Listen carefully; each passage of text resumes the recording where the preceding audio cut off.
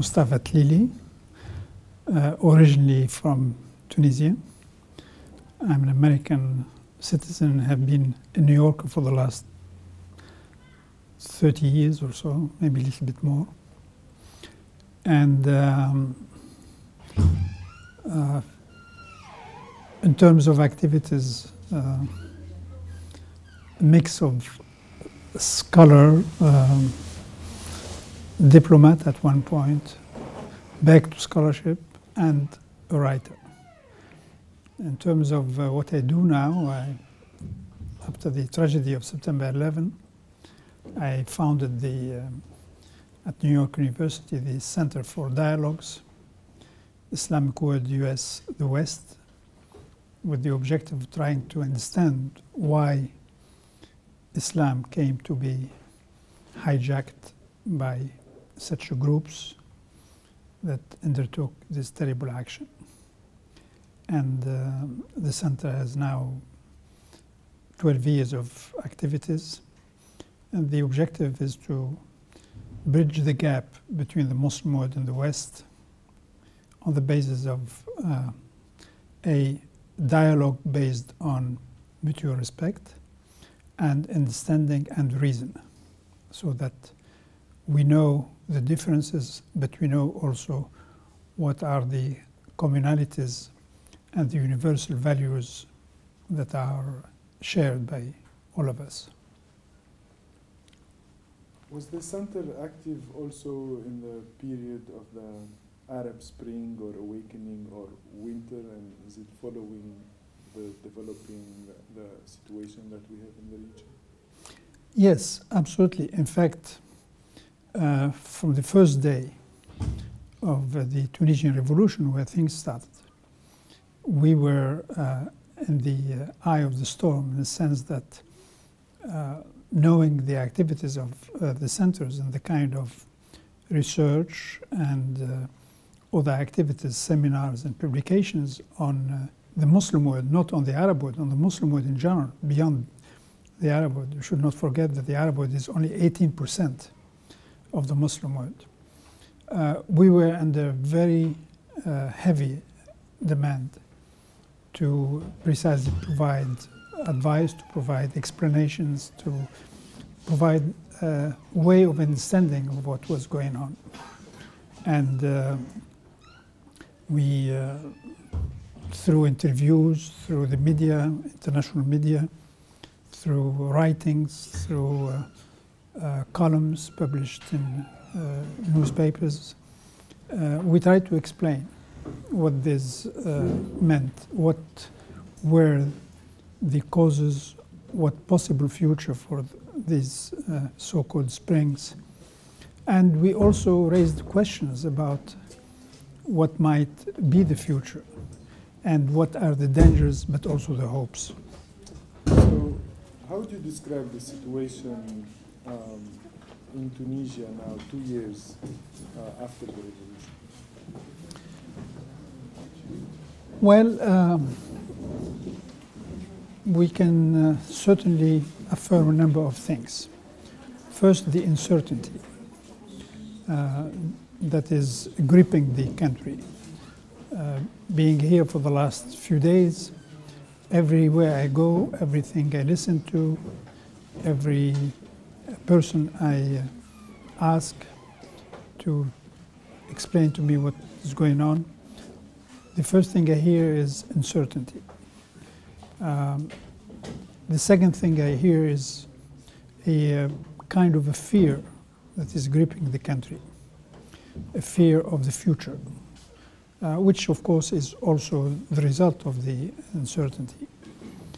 And the third thing I think that is striking is this sense of possible descent into chaos and possible descent into violence. People are fearful, they are uncertain about the future, but that could be eventually, if they did not have this sense of terrible things to happen, you could say, well, it's a transitional period and one can deal with that. But when they are fearing for their lives, then it is something else. I heard often over the last few days people who are simply planning to leave the country. Simply to leave the country because they tell you, what future can I have for my children? And if that is the sentiment that is prevailing, then I think the country is in danger. So the question is this based on realities or is it simply perceptions? That is the question.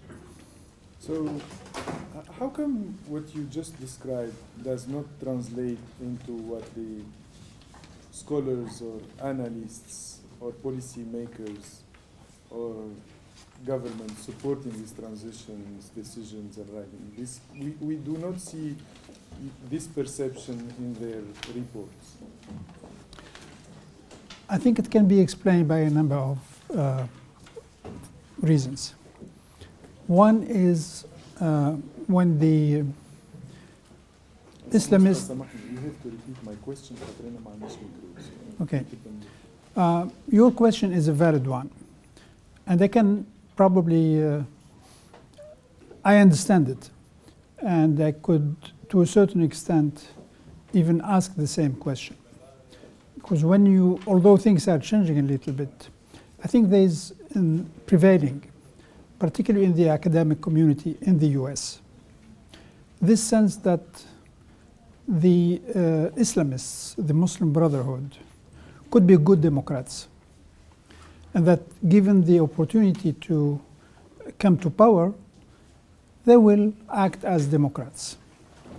And of course, in academia, and particularly in the US, you have all these centers and think tanks who have been for the last 25 years or so in a very close relationship with the Muslim Brotherhood, with the Islamists, because it's their domain of research. And as Max Weber would say, there's this sympathy that is created between the researcher and the object of research, to the point where maybe sometimes science becomes a little bit in the question. And if you add to that the fact that at one point the US and the US government, the US political elites, after the disasters of Iraq, of Afghanistan, after 9/11, decided that maybe it was time to withdraw from that part of the world. Maybe it was time to put an end to the so-called terror, the war on terror, and given in particular the fact that China was rising, and the importance of China, in fact, to the US strategic relationship, if the Islamists came to power, and if, as they say, they are good Democrats, why not deal with them and accept them? And what happened is that through elections, of course, the Islamists came to power.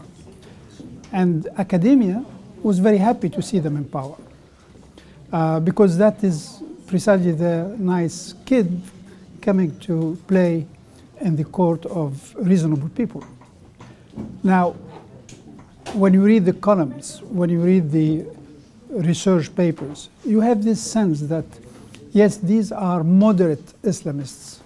And the whole expression of moderate Islamists became a kind of a slogan, and maybe even more than a slogan, a conceptual framework for all sorts of research and analysis.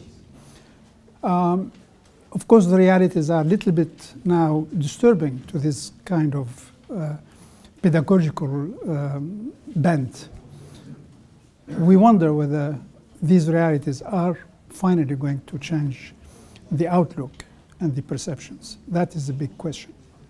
So what, I don't want to say liberals, but what should be done in Tunisia or in the Arab world to kind of change these perceptions? I think realities are going to change the perceptions. I believe that after what happened, for instance, the attack on the American embassy, the assassination of Shukri Belaid. It was all over the media, whether print or television and so on. After the troubles that we are seeing we have seen in Egypt, we are seeing in Tunisia, after the deadlock on forming a government here in Tunisia, maybe questions are now raised whether maybe, and again I say maybe we were a little bit wrong in assuming that these were real democrats. And maybe the more attention will be given to the double-speak, that when you are dealing with this kind of realities, you have to be very attentive, not only to what they say, but to what they do. Do you remain hopeful about the future of the Tunisian transition, or you feel the process is going the wrong way? I'm hopeful because Tunisia has 3,000 years of history. As a state, it has a 3,000 year of history.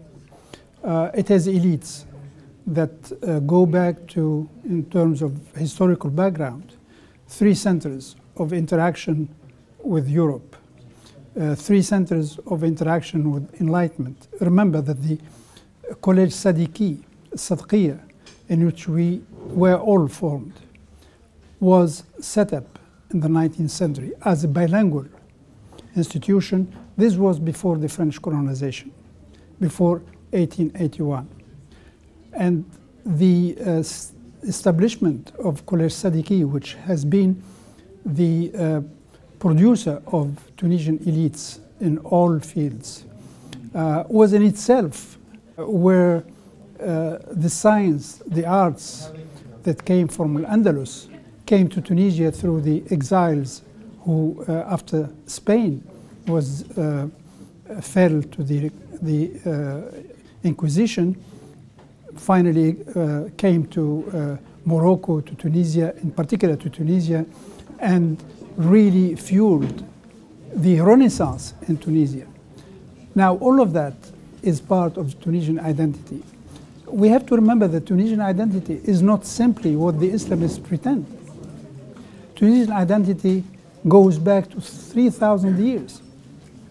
Tunisia was Roman for 600 years.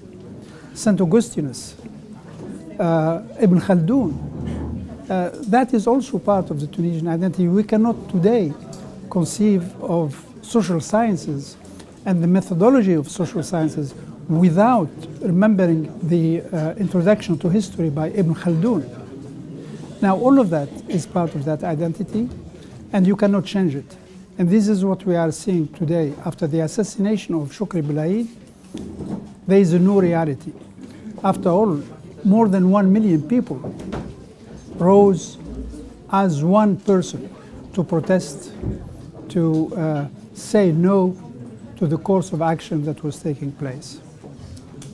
And that remains for me the source of hope.